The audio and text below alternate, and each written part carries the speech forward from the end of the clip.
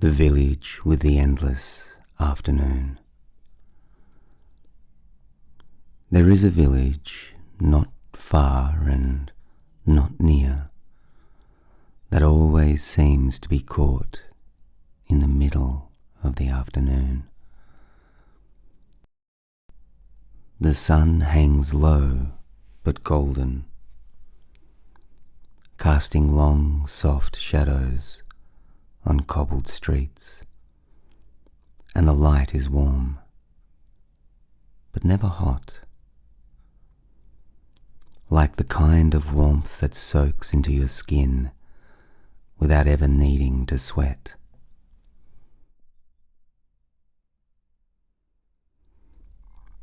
People say time moves differently in this village, not slower exactly, just less insistently. You wouldn't know what the hour was by looking at the sky. You wouldn't worry about it anyway. Here, everything happens gently, if it happens at all.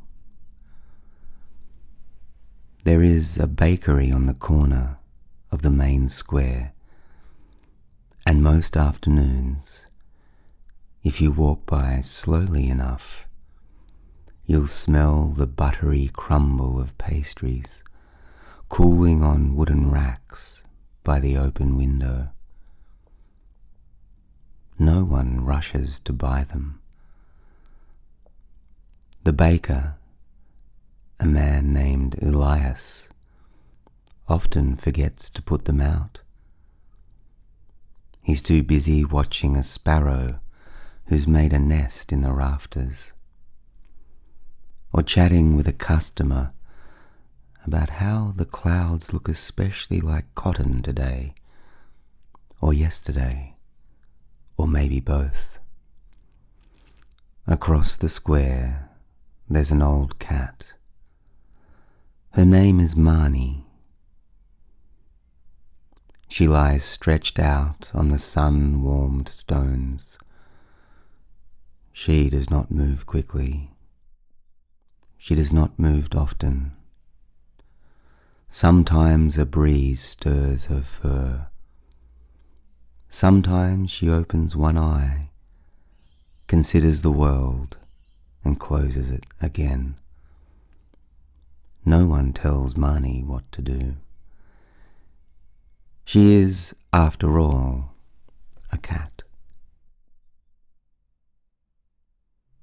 A boy rides past on his bicycle every so often.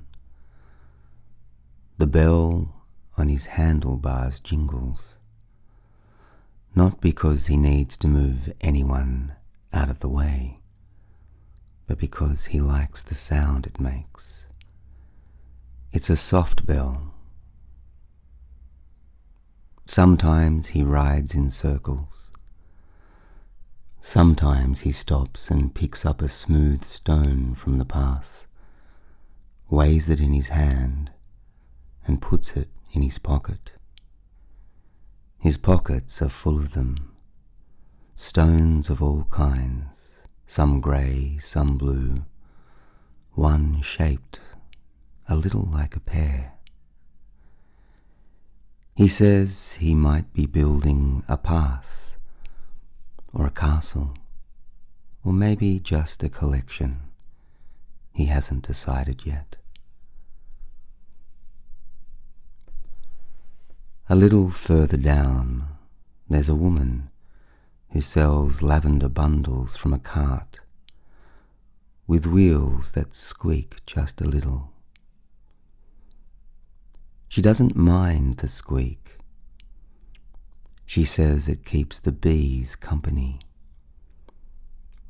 And they do seem to follow her cart, humming softly through the air, dipping in and out of the little bunches of purple. Not in a rush, never in a rush.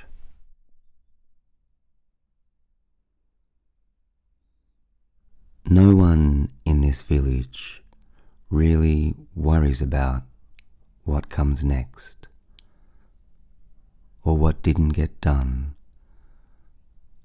or where they're meant to be.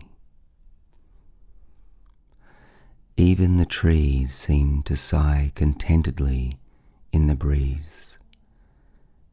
You can sit under them for hours and listen to their leaves flutter like the pages of a half-read book. Somewhere in the distance there is a clock tower. It chimes sometimes, not always on the hour, but no one complains.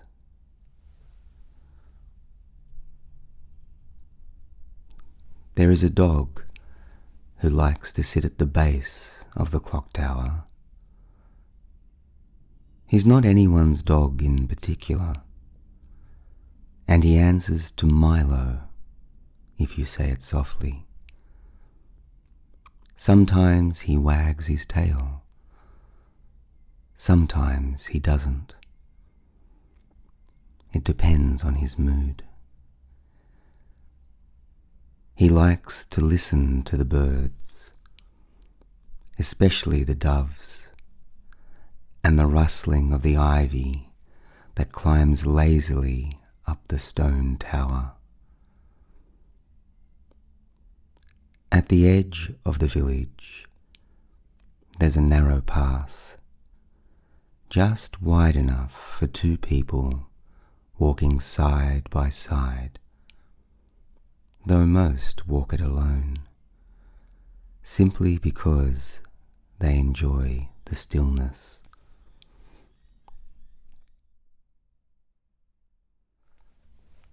The path leads to a meadow that smells of warm grass and gentle things. No one mows the meadow, and the flowers decide where to grow, and they do a fine job of it. The air here is thick with quiet.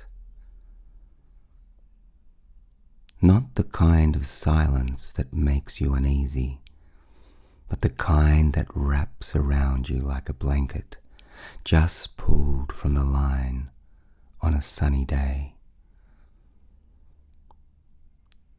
In this village, there are no meetings, no alarms, no deadlines. The only calendar hangs in the post office, and it's 3 months behind. No one seems to mind.